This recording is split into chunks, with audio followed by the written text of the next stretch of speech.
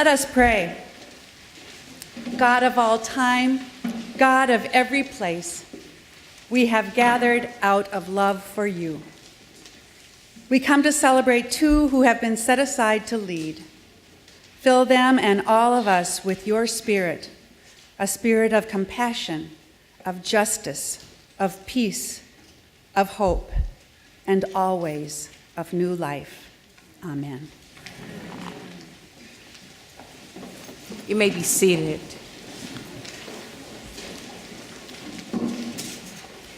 Welcome to this auspicious occasion on this beautiful fall day as we install the leaders of our academic institution. As Associate Dean, Dr. Paul Capetz, and as Vice President of Academic Affairs and Dean, Dr. Sharon. Dr. Paul Capetz, would you come forward?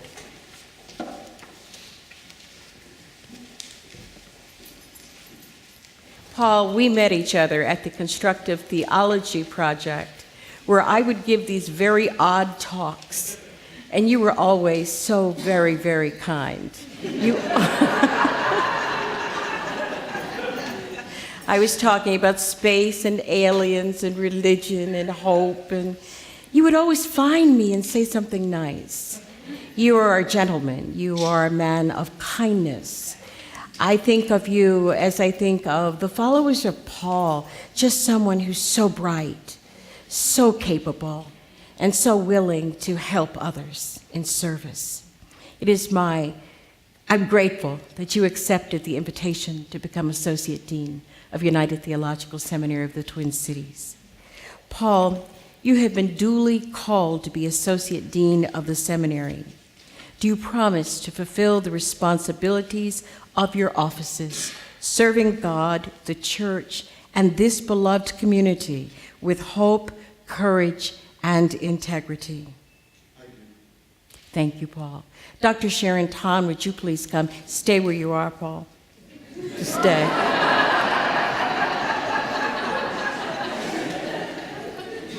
Sharon, I didn't meet you until I came to the campus, but before I came, when I got that odd call to shift my entire life around and move to Minnesota, I went to the website and I saw you there, and I thought to myself, could there be another JD PhD?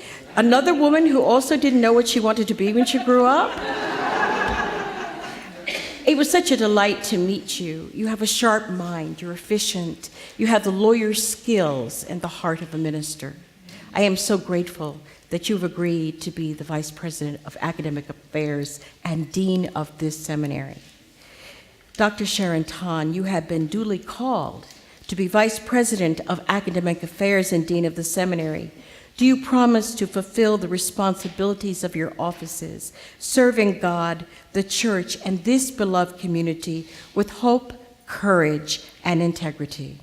I promise to serve God and serve the church and the beloved community with all my heart. Thank you. Members of the seminary community, do you promise to receive the leadership of Dr. Sharon and Dr. Paul Capetz, and to support them in their work for this seminary, the church, and the beloved community? We do, relying on God's Spirit. By the authority vested in me by the Board of Trustees, I declare that Dr. Sharon is duly installed as Vice President of Academic Affairs and Dean of the Seminary, and that Dr. Paul Capetz is duly installed as Associate Dean.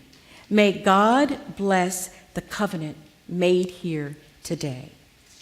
Amen.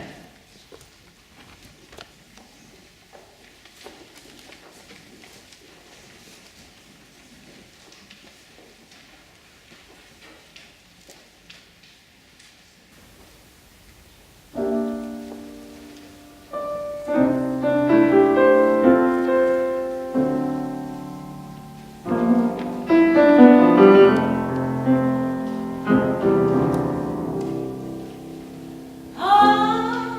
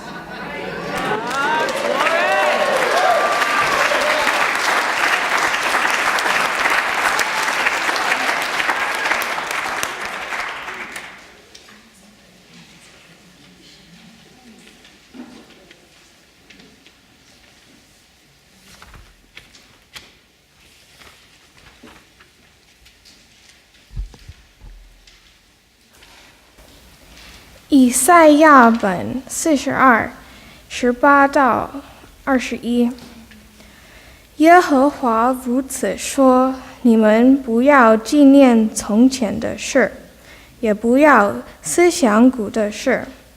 看哪，我要做一件新事，如今要发现，你们岂不知道吗？我必在旷野开道路，在沙漠开江河。野地的走兽必尊重我，野狗和鸵鸟也必如此。因我使旷野有水，使沙漠有河，好赐给我的百姓，我的选民喝。这百姓是我为自己所造的，好述说我的美德。Isaiah 43:18-21. Do not remember the former things, or consider the things of old. I'm about to do a new thing. Now it brings forth. Do you not perceive it? I will make a way into the wilderness and the rivers in the desert. The wild animals will honor me, the jackals and the ostriches. For I give the water in the wilderness, rivers in the desert, to give drink to my chosen people, the people whom I formed for myself, so that they might declare my praise.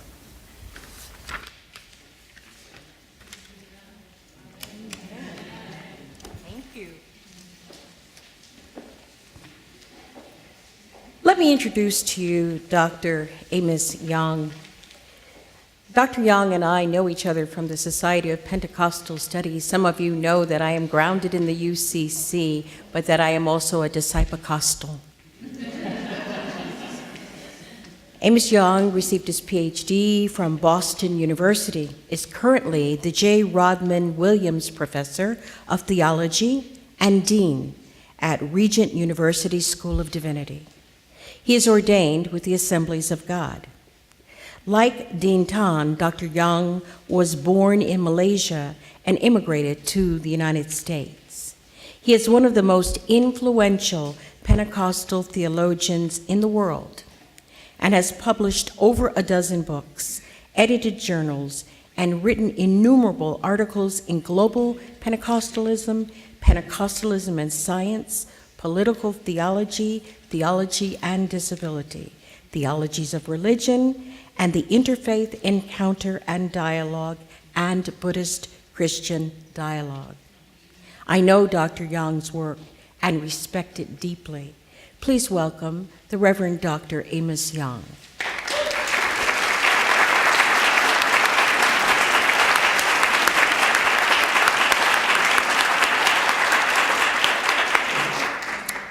President Holmes, Deans Capetz and Tan, staff and faculty colleagues, trustees, and members and friends of United Theological Seminary, I'm deeply honored today to be with you and to address you on this important occasion.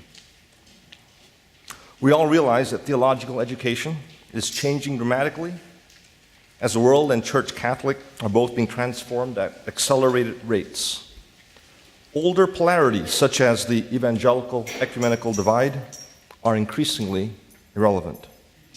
Yet amidst the dizzying pluralism of the present time, can the center hold in theological education?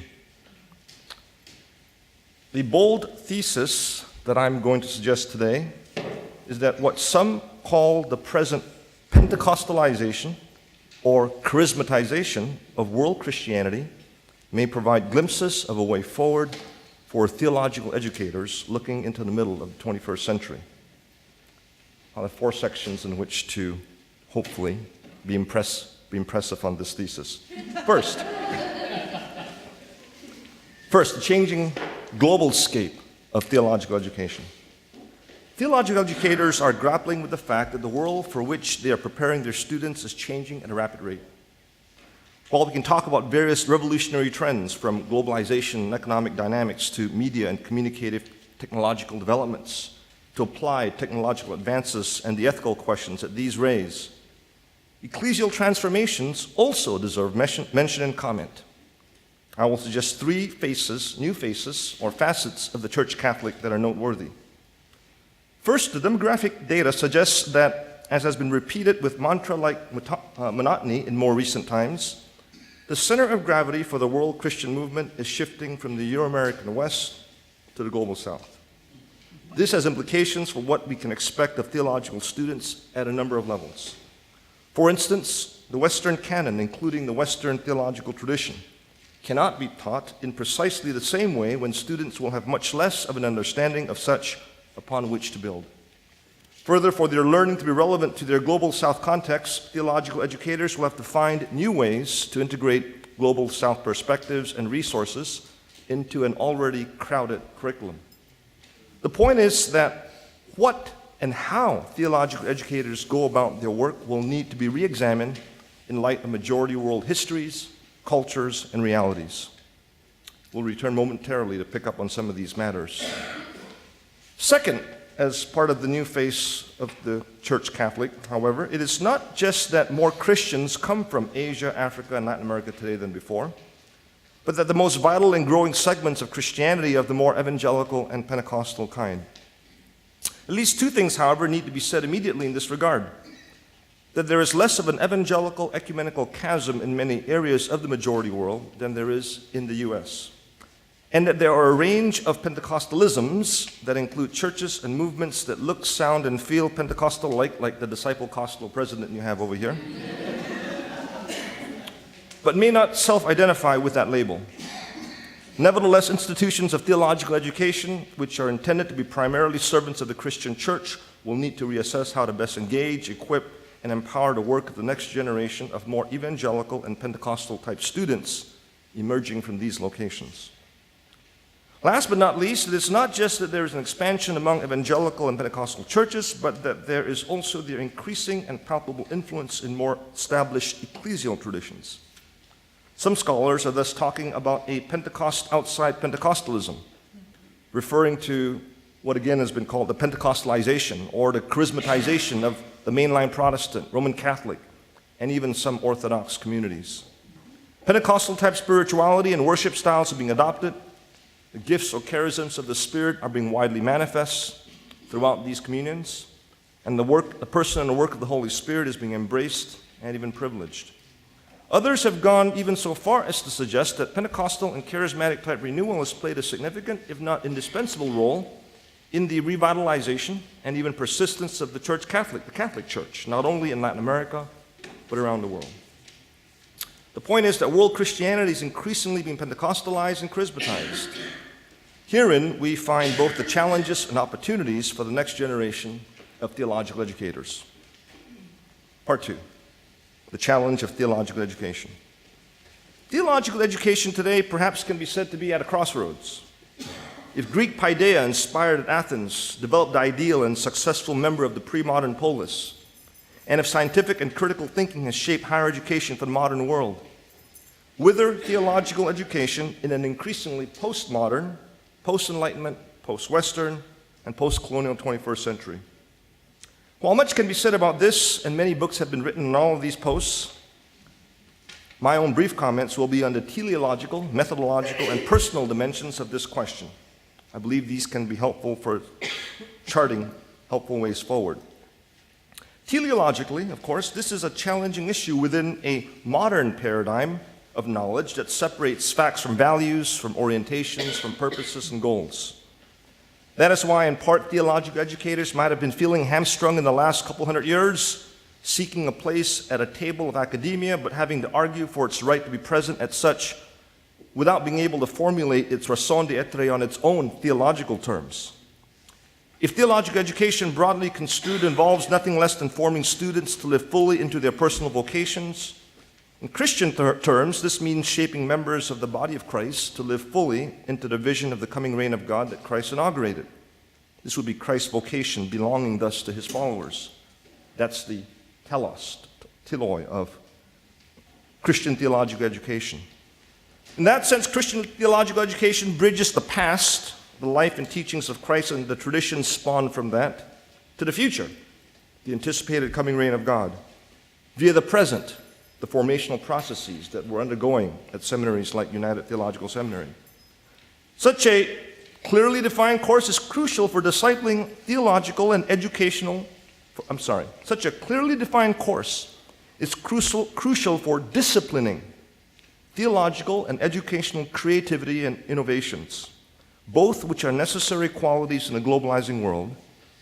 In other words, the theological creativity and innovativeness that we need to embrace and follow through will nevertheless be disciplined according to the light of Christ's ministry, his life, his teachings as preserved in apostolic tradition, and then anticipated in the Shalomic reign of the coming kingdom. If theological educators lack such focus, their efforts may meander. Shifting then from the teleological to the methodological, agreement on the telos of Christian theological education, as sketched, invites deliberation on how to orient the current generation of Christians and students who are members of the body of Christ toward this coming reign. The public of theological education in this sense is irreducibly triadic. How to best enable the church's interface with the academy for its witness to society or the world. Theological education thus operates according to at least this triadic hermeneutical and methodological spiral, from the church in the world through the scriptural and theological and scholarly disciplines and traditions back to the church's witness to the world, and vice versa. This is in important respects a retrieval of the Athens model of whole person formation for communal engagement, albeit there's no ignoring the Berlin thrust of critical scientific inquiry as part of the educational process. Perhaps the key is that theological education cannot be merely cognitive, but is inevitably fully personal. If the goal is the formation of not only knowers, but also doers, those who are working out vocationally, the calling in responding to the coming reign of God, then theological education must integrate cognitive with affective, aesthetic, and practical knowing. In this case, the theological seminary classroom is only one site, perhaps even the least important one, amidst the theological process, amidst the educational process, while the domains of the church, the faith community, and society, the marketplace, the polis, the cultural spheres, emerge more centrally in focus. If all theology is contextual, so also should theological education be contextually relevant and engaged, shaping students academically for witness through the church for the sake of the world. Personnel-wise, then, theological faculties who mediate student learning are no longer merely repositories of head knowledge, but are mentors and exemplars. Not each and every faculty member can do all things equally well, but a theological faculty as a whole can provide the range of models for student shaping and emulation. This means, however, that faculty members teach not just by lecturing, but by their ways of life, by word and by deed, not only at the front of classrooms, but in the halls of academia, the corridors of society, in congregations and communities of faith. Each will bridge the past, the Christian tradition in all its richness, to the future, the coming reign of God, through their own disciplines, content, and practices, with the latter involving variously engagements with the church, the academy, and the world. Student apprenticeships can involve personal relationships with faculty, but in increasingly, perhaps online environments. These will need to be facilitated variously. In whatever realm, however, theological faculty aim for their telos through a methodological model that integrates heads, academic and discursive knowledge, with hearts, personal wholeness and sapiential knowledge, and hands, missional service in church and society, or practical knowledge. If students are to live fully into their Christian vocations, they need faculty mentors and exemplars, not just professors. Part 3. We're making good progress, aren't we? Pentecostalism, opportunities and challenges for theological education. What might happen when the demographic changes of global Christianity are factored into this crossroads of contemporary theological education? I would like us to think about the prospect of a Pentecostal assist in this process. This is not to ignore the many challenges related to such a possibility, both on the Pentecostal side and on the side of largely non-Pentecostal institutions and traditions of theological education. We will need to confront such hurdles squarely and explore if and how they might be vehicles toward a common future. 3 sets of dualities or spectrums or contrasts invite some constructive comments. First, Pentecostal fundamentalism has traditionally been set against more progressive, even liberal trajectories in historic theological education. The former, this fundamentalist trajectory, includes the socio-historical setting of the early 20th century fundamentalist modernist debates wherein Pentecostals aligned themselves with those who they felt took seriously rather than what they felt was explaining away the biblical witness. Now, part of the result of this has been a persistent strain of anti-intellectualism that denigrates formal theological education as occurring in cemeteries because they dampen rather than empower Christian passion and witness. Yet such so-called Pentecostal biblicism and fundamentalism is now seen to interface with contemporary developments in biblical hermeneutics, especially narrative, literary, and reader response approaches.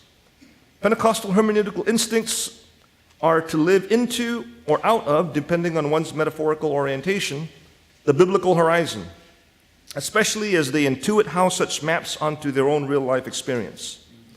In that sense, actually, there is an experiential dynamic that informs Pentecostal spirituality that opens up dialogical possibilities with Wesleyan, Anglo-Catholic, and even modern liberal traditions, for which experience is part and parcel, however qualified, of Christian faith and theological quest.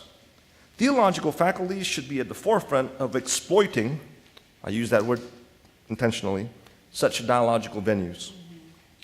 This suggests, second, beyond the fundamentalist progressive contrast or duality, that Pentecostal spirituality is perhaps categorically irreducible against the claims of those who might want to accentuate its pre-modern versus anti-modern or postmodern features. To be sure, there's much going on by the Pentecostal label to criticize on all of these fronts, and the present proposal to envision a Pentecostal assist cannot ignore these. However, a hermeneutic of charity might observe that all three of these claims, that Pentecostalism is pre-modern on the one hand, or anti-modern on the other hand, or postmodern on the third hand, combine to indicate a richness within Pentecostal spirituality that, if cultivated appropriately, and who can do that better than theological faculties, if cultivated appropriately, perhaps can reinvigorate the Christian churches for their mission to the world. Thus, Pentecostal pre-modern sensibilities can be brought into constructive dialogue with ancient future initiatives, comparatively engage with classical Christian mystical or contemplative traditions, or fruitfully analyze vis-a-vis renewal movements across the history of Christianity, both East and West. Further, how might Pentecostal rejection of certain aspects of modernity be interrogated amidst its seeming embrace of other aspects of modernity, like telecommunicative advances, especially those related to Pentecostal growth in liberal democracies entering into the global market economy? Finally, how might Pentecostal affectivity, including the docility inculcated to be responsive to spiritual perceptions, the aspirations nurtured that inspire agency, and the courage engendered to propel innovative praxis, how might these affective dispositions of Pentecostal spirituality be understood amidst the full scope of postmodernist impulses and developments? The points of these lines of thinking is to reassess how Pentecostal spirituality provides multiple points of interface with the past and the present, anticipating the future, that avoid reductionist interpretations. Theological faculties ought to be at the forefront of such analyses and conversations. The preceding might also be suggestive for, third, how to navigate what in some contexts is an evangelical ecumenical impasse. Without minimizing the challenges here, perhaps Pentecostal spirituality might broker conversation between evangelical pietism and ecumenical pragmatism, for instance. The former expands from a Jesus-focused piety toward a Trinitarian and pneumatological spirituality, while the latter enlarges missional, and evangelistic practices to include social and even environmental activism in anticipation of the coming reign of God. Yes, oftentimes Pentecostal enthusiasm for mission and evangelism leads toward an instrumentalist and utilitarian view of education that emphasizes only its professional and applicational outcomes. However, theological educators ought to be in better position than most to help students discern more effectual paths forward precisely through retrieval and reappropriation of past traditions. The point to be emphasized in any case is that, albeit acknowledging the significant challenges posed by Pentecostal movements to contemporary theological education, I suggest that there are also significant opportunities for constructive engagement, as I hope the proceeding has suggested, that would repay the investment of time, effort, and resources for theological faculties in light of the emerging global Christianity. So, winding down into our fourth and final section, which I've titled The Future of Theological Education, a Possible Pentecostal Assist. Having assessed the promise and problems of the Pentecostal intersection with theological education, then, I want to ask more specifically about what any Pentecostal assist in this arena looks like. The following is largely heuristic and exploratory, especially since it is still a bit too early to tell, as it has only been about one generation since Pentecostals have begun to engage in formal, accredited theological education. Perhaps we can say that part of the way forward will feature the emergence of an Azusa Street contribution to the legacies left by Athens and Berlin. I delineate briefly its epistemological, pedagogical, and contextual implications. Epistemology has long been a major concern, some say fixation, in the modern world. Pentecostal spirituality invites reflection on the theological underpinnings of the multicultural epistemology prevalent across Christian education in global contexts. This is not to say that Pentecostals have been epistemologically self-reflective. It is to say, however, that when thematized, the implicit epistemology at work in Pentecostal spirituality can be potentially helpful for theological education in the 21st century. Any consideration of this matter can perhaps return to the Day of Pentecost narrative at the heart of the Pentecostal imagination. Many tongues of the Pentecost event, whatever the historical reality behind this text, opens up to at least a multilingual and polyglossic hearing of the coming reign of God. A Christian epistemology derived from this Pentecost event, which is not reducible to a modern Pentecostal epistemology, note, will turn minimally on the following two axioms. First, that the many tongues suggest the redemptive contributions of the many cultures, practices, and ways of life and knowing. And second, that the fact that these many tongues are spoken, seen in terms of the tongues of fire descending or alighting upon the Messianic believers, and heard, spoken, seen, and heard, presume multiple perceptual modalities through which theological communication happens. Such a Pentecostally inflected Christian epistemology thus grounds theologically the plurality of human ways of knowing, and by extension, of learning and communicating, rather than establishing them in any merely politically correct framework.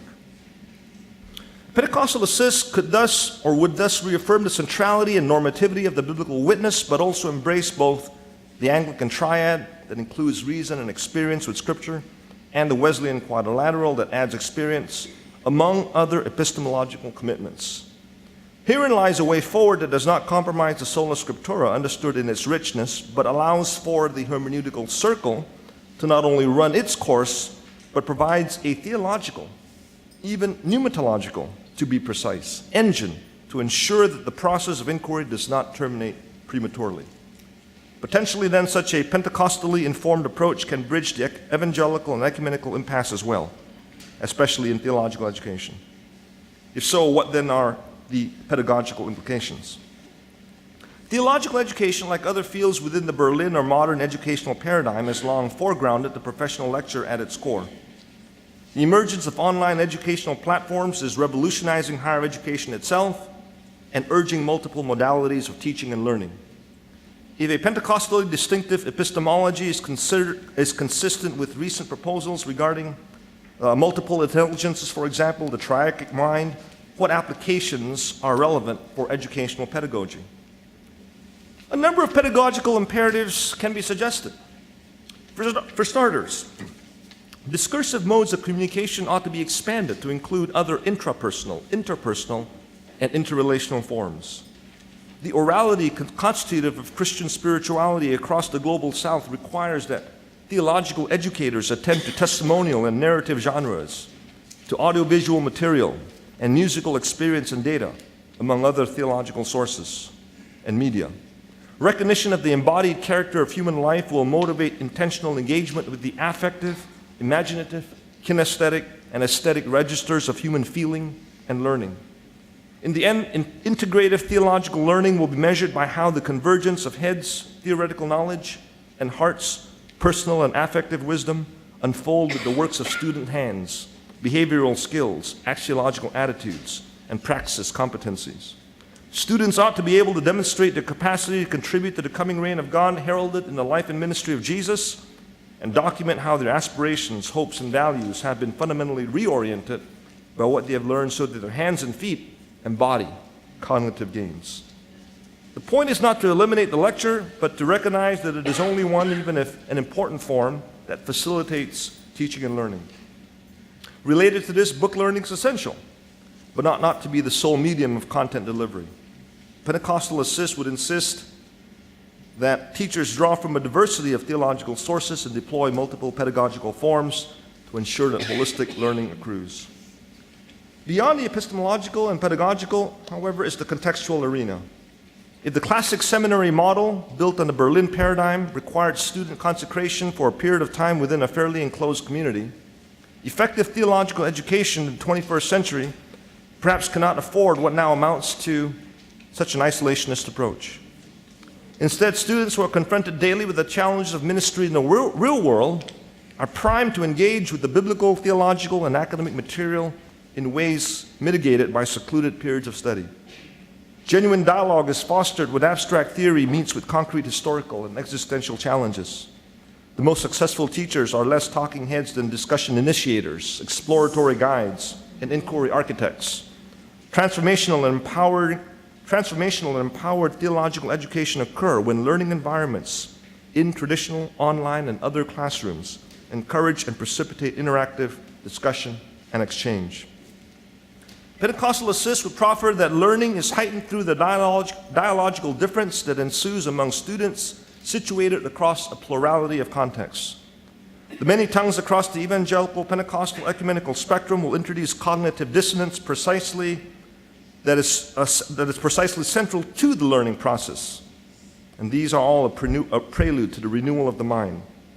Beyond this intra-Christian sphere, eruption in the theological classroom of the many tongues of the many cultural and religious traditions of the world will require the cultivation of additional virtues, of holiness and hospitality, for instance, that enable navigation of our pluralistic world.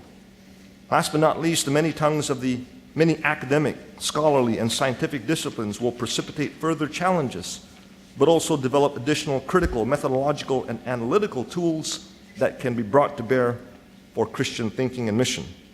Theological education thus unfolds contextually from the classroom through the church into the public sphere, the polis, the marketplace, the university, the cultural area. The point is both to effectively engage students with their own historical and cultural material using pluralistic methodologies in order to inculcate the dispositions and habits of theoretically rigorous, holistic, relational, practical, and lifelong learning. All of the above is already happening in evangelical and especially ecumenical theological education. Yet the proceeding argues neither from practical grounds nor even from educational theoretical perspectives, but from out of the specificity of Pentecostal spirituality and theological sensibilities. More precisely, the latter is fundamentally inspired by the Day of Pentecost narrative that belongs to the Church Catholic.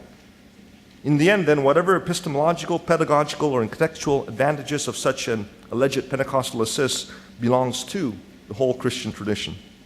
Pentecostal perspectives then simply magnify especially the pneumatological logic undergirding what is already happening in much of the contemporary theological scene, but such clarification can potentially boost educational efforts and initiatives. Closing comments about renewing theological education. My thesis assumes that there is an evangelical ecumenical divide, that contemporary theological education ought to desire to move beyond such an impasse, and that theological educators will need to be motivated and enabled to contribute to such an end. There will be naysayers on each of these assumptions, even if they are driven by different, even contrasting rationales. However, for those who are at least open to triangulating around these themes, the proposal here is that contemporary Pentecostal scholarship, rooted in the dynamics of global Christianity, may have something to contribute to the discussion. The way forward, however, draws not necessarily from Pentecostally copyrighted resources, but from Pentecostal reconfigurations of the wellsprings of the Christian tradition. Just as Pentecostal Christians have always considered one of their own charisms to be that of the renewal of the church, so also perhaps here it is suggested that a Pentecostal approach to Christian higher education and theological formation will revitalize not just Pentecostal seminaries, but also perhaps the broader theological Academy. Thank you very much.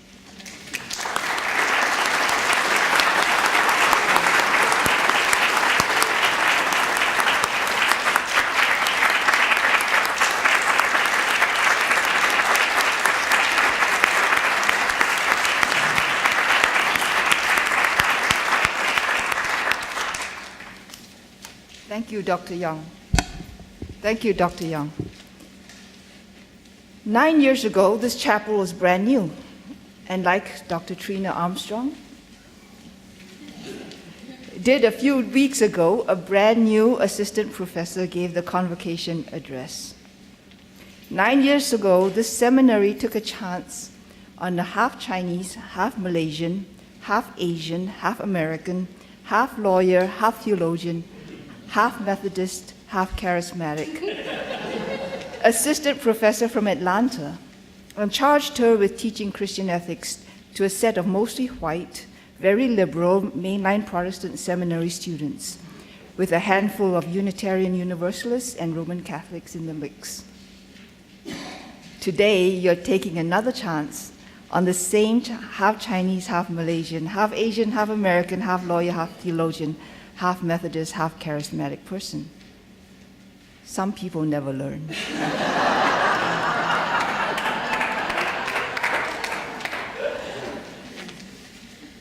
But throw into the mix a creative genius, Mystic Guller, also half lawyer, half theologian president, a German fluent Reformed theologian, Czechoslovakian, did I say that right? Czechoslovakian associate dean, a faculty that includes President Eleazar Fernandez of Union Theological Seminary of the Philippines,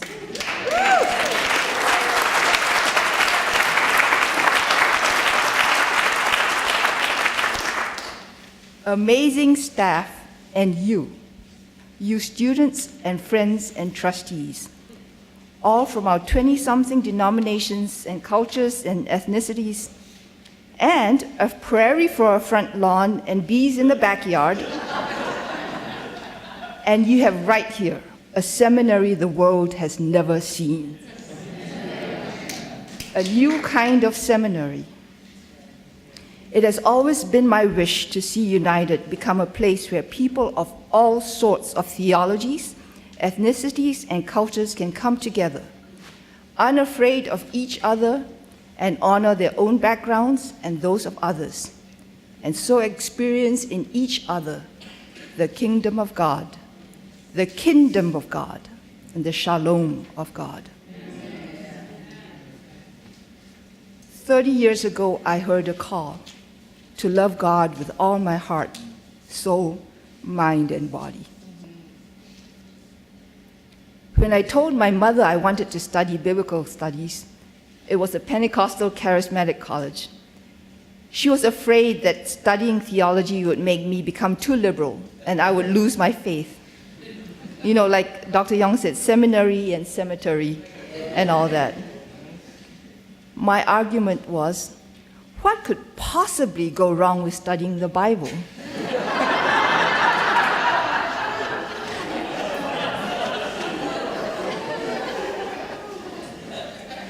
And here I am.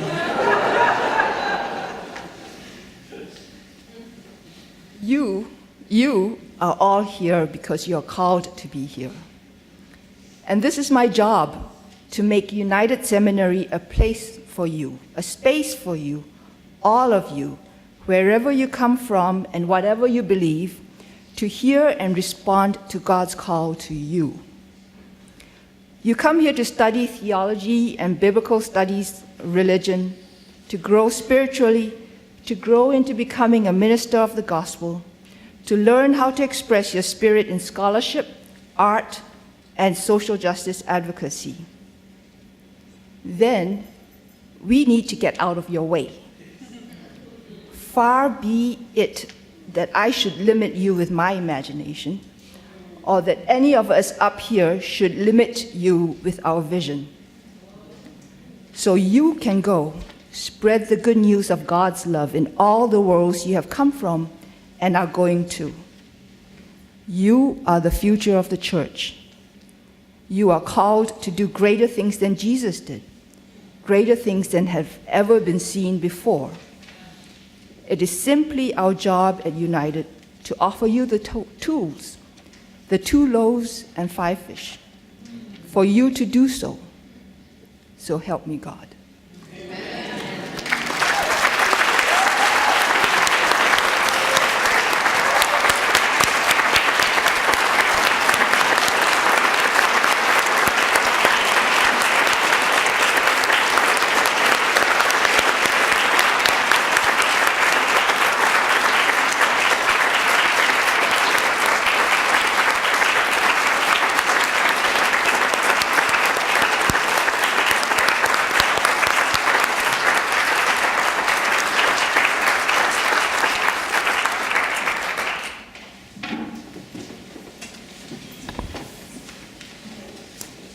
Would President Eleazar Fernandez please join me up front? Come up.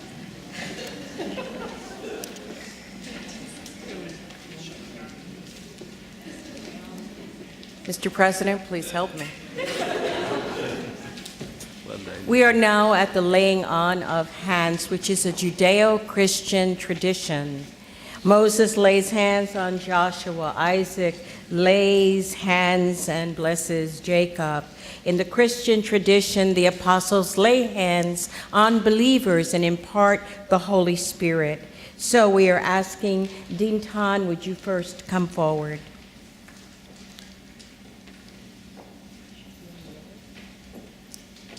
Would Dean Tan's family please come forward?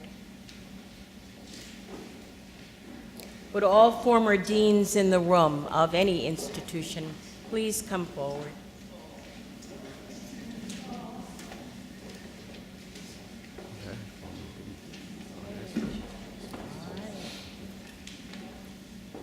Would the trustees please stand and circle around us? And would all of you stand and stretch your hands toward Dr. Tan as the Reverend Dr. Amos Young offers a prayer. Lord God, we thank you this day for the commitment that Dr. Tan is making. We receive, O God, this call with her. And Lord, we ask that you would send your Holy Spirit afresh and anew upon her life, upon her work, and Lord, upon this community in which she serves. Lord, may you give wisdom. May you give innovativeness. May you give perspective. Lord, and may you give the courage and the perseverance and the faithfulness to live into this calling so that United Theological Seminary can be what it's supposed to be in this next generation. Pour out your Holy Spirit again upon her and her family and her colleagues and those with whom she works. Bless and magnify, bring about, O God, greater results than can even be imagined. May the work of her hands and the work of conjoint hands flourish, bear forth much fruit, that God, you would receive the glory and the honor and the praise. And for all that, we thank you in advance. In Christ's name, amen. Return to your seats, and with Dr. Paul Capetz, please come up.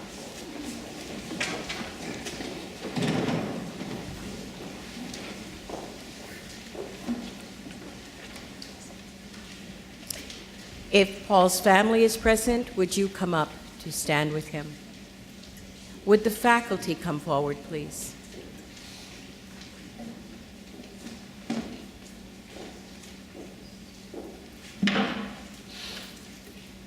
Would the Board of Trustees please stand and circle around as Dr. Sharon Tan prays for Paul?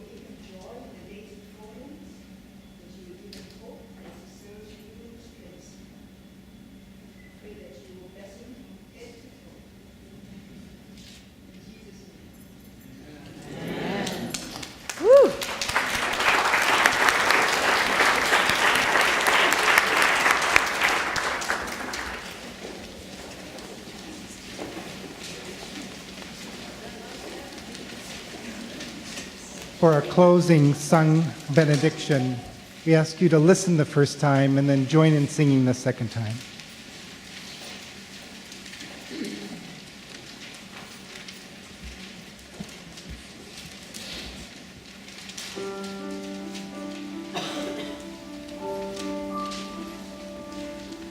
May the love of the Lord rest upon your soul. May God's love dwell in you throughout every day.